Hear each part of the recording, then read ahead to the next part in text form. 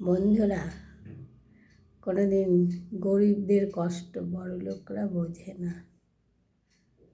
বড়লোকরা ভাবে এ তো গরিব মানুষ, এ তো কাজ করেই খাবে, আমাদের বাড়িতে সব কাজ করতে আসবে, কাজ করে খাবে,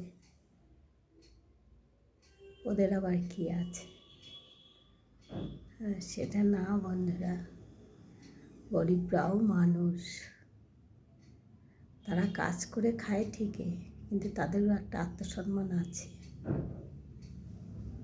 তারা কাজ করে খায় বলে তাদের আত্মসম্মান বিকিয়ে দেয় না, তাদেরও একটা আত্মসম্মান আছে। হয়তো বড় লোকদের সেই তারা পয়সার অহংকারে তারা হয়তো সেই কথাটা বলে, হয়তো না তারা বলে, কিন্তু আবার যে সবাই বলে তা নয়, তার মধ্যে কিছু কিছু ভালো আছে।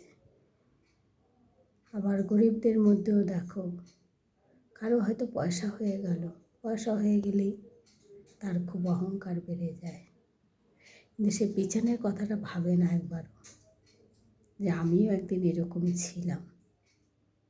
কিন্তু যাহাতে তার পয়সা হয়ে গেছে, তখন সে সব কিছু ভুলে গেছে, মাথা থেকে সব চলে গেছে।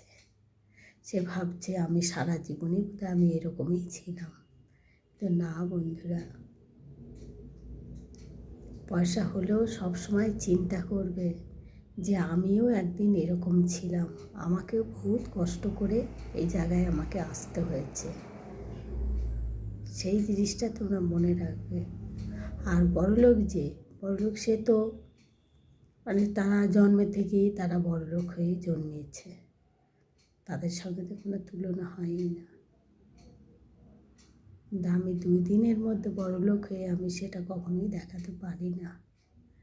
ঠিক আছে বন্ধুরা, আমার ভিডিওটা যদি তোমাদের ভালো লাগে, লাইক কমেন্ট শেয়ার ফলো করে দিও। জানি না কার কাছে কীরকম লাগবে।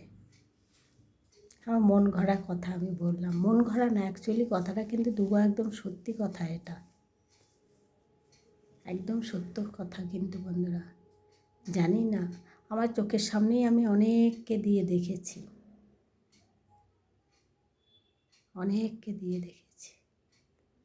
আমার নিজের লোকদের দিয়েও অনেককে দিয়ে দেখেছি। আমি অন্য লোকের কথা বলছি না, হয়তো কথার মধ্যে অনেক কথাই বলে ফেললাম, কেউ কিছু মনে করো না, ক্ষমা প্রার্থী করে দিও যদি ভুল বলি। ঠিক আছে বন্ধুরা।